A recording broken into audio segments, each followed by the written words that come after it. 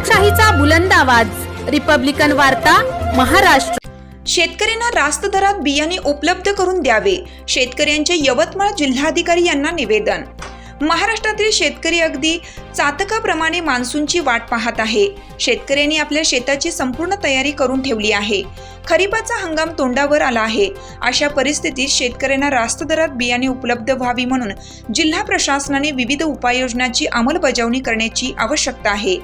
यासाठी जिल्हा प्रशासनाने कृषी सेवा केंद्रातील बियाणे विक्रीवर नियंत्रण ठेवणं शक्य आहे। या स्थितीत शेतकऱ्यांची लूट होण्याची शक्यता असते।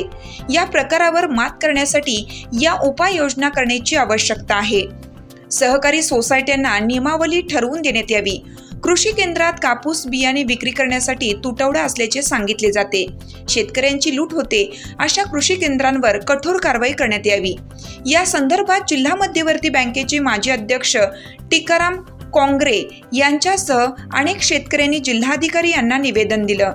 यावेळी निवेदन सादर करताना जिल्हा बँकेचे माजी अध्यक्ष टिकाराम कोंगरे, जगदीश चौधरी, ज्ञानेश्वर बेलेकार, दिलीप पुदुरकर, धीरज भोयर आदी शेतकरी यावेळी उपस्थित होते।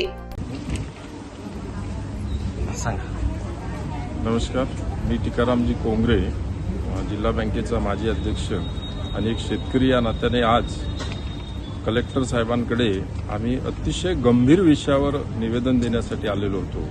कारण संपूर्ण यवतमाळ जिल्हाच नाही तर संपूर्ण महाराष्ट्रामध्ये ज्या काही निवडक जाती आहे कपाशीच्या, त्या कपाशीचा जो एक मोठा काळा बाजार होऊन राहिलेला आहे आणि त्या काळा बाजार होऊन असल्यामुळे सामान्य जो अतिशय गरीब पिचलेला जो शेतकरी आहे त्याला ते बियाणं अजूनही मिळून राहिलेलं नाही।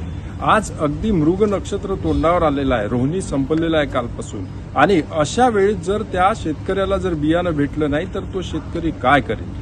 आणि ज्या कृषी केंद्रामध्ये गेलं त्या कृषी केंद्रामध्ये त्याला 3,000, 4,000 डबल टिबल चौपट असे रेट सांगितले जात आहे, ज्यामुळे या शेतकऱ्याचं जीवनमान, पहिलेच यवतमाळ जिल्हा हा आत्महत्याग्रस्त जिल्हा आहे आणि त्या जिल्ह्यामध्ये जर अशी शेतकऱ्याची पिळवणूक होत असेल तर ही कदापि सहन केल्या जाणार नाही। म्हणून आम्ही कलेक्टर साहेबांना निवेदन दिलं आणि त्यांना सांगितलं की तुम्ही हे 8 दिवसात त्याचा बंदोबस्त करा, अन्यथा आम्हाला कृषी विभागाला याला घेराव घालावा लागेल अशी तंबी सुद्धा दिली।